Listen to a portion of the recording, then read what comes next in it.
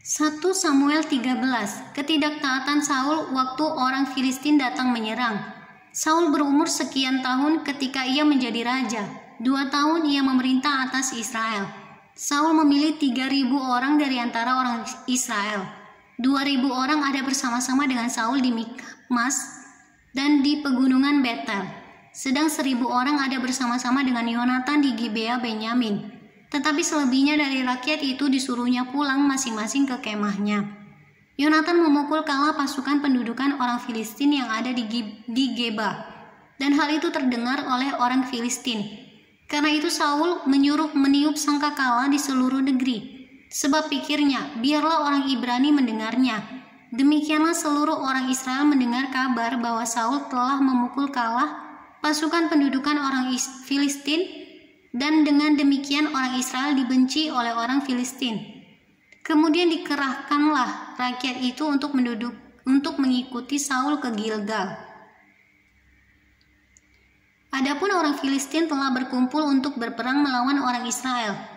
Dengan 3.000 kereta, 6.000 orang pasukan berkuda dan pasukan berjalan kaki, sebanyak pasir di tepi laut, mereka bergerak maju dan berkemah di Mikmas, di sebelah timur Bet Awen. Ketika dilihat orang-orang Israel bahwa mereka terjepit, sebab rakyat memang terdesak, maka larilah rakyat bersembunyi di gua, Keluk Batu, Bukit Batu, Liang Batu, dan Perigi. Malah ada orang Ibrani yang menyeberangi arungan sungai Yordan menuju tanah Gad dan Gilead. Sedang Saul masih di Gilgal dan seluruh rakyat mengikutinya dengan gemetar. Ia menunggu 7 hari lamanya sampai waktu yang ditentukan Samuel. Tetapi ketika Samuel tidak datang ke Gilgal, mulailah rakyat itu berserak-serak meninggalkan dia. Sebab itu Saul berkata, "Bawalah kepadaku korban bakaran dan korban keselamatan itu." Lalu ia mempersembahkan korban bakaran. Baru saja ia habis mempersembahkan korban bakaran, maka tampaklah Samuel datang. Saul pergi menyongsongnya dengan memberi salam kepadanya. Tetapi kata Samuel, "Apa yang harus kau perbuat?"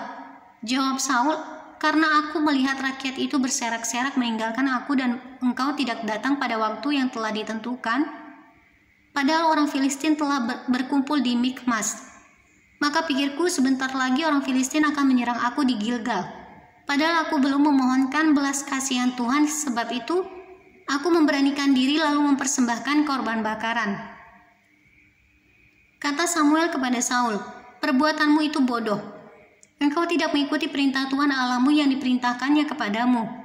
Sebab sedianya Tuhan mengokohkan kerajaanmu atas orang Israel untuk selama-lamanya. Tetapi sekarang kerajaanmu tidak akan tetap. Tuhan telah memilih seorang yang berkenan di hatinya, dan Tuhan telah menunjuk dia menjadi raja atas umatnya.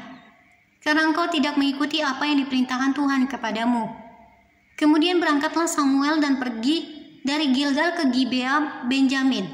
Tetapi Saul memeriksa barisan rakyat yang ada bersama-sama dengan dia itu, kira-kira 600 orang banyaknya. Saul dan Yonatan anaknya dan rakyat yang ada bersama-sama dengan mereka tinggal di Geba Benyamin, sedang orang Filistin berkemah di Mikmas. Maka keluarlah orang-orang penjara dari perkemahan orang Filistin dalam 3 gerombolan. Gerombolan yang satu mengambil jalan ke Ofra ke daerah Shual. Gerombolan yang kedua mengambil jalan ke Bet Horon, dan gerombolan yang satu lagi mengambil jalan ke perbatasan yang menghadap ke lembah Zeboim arah ke padang gurun. Seorang tukang besi tidak terdapat di seluruh negeri Israel.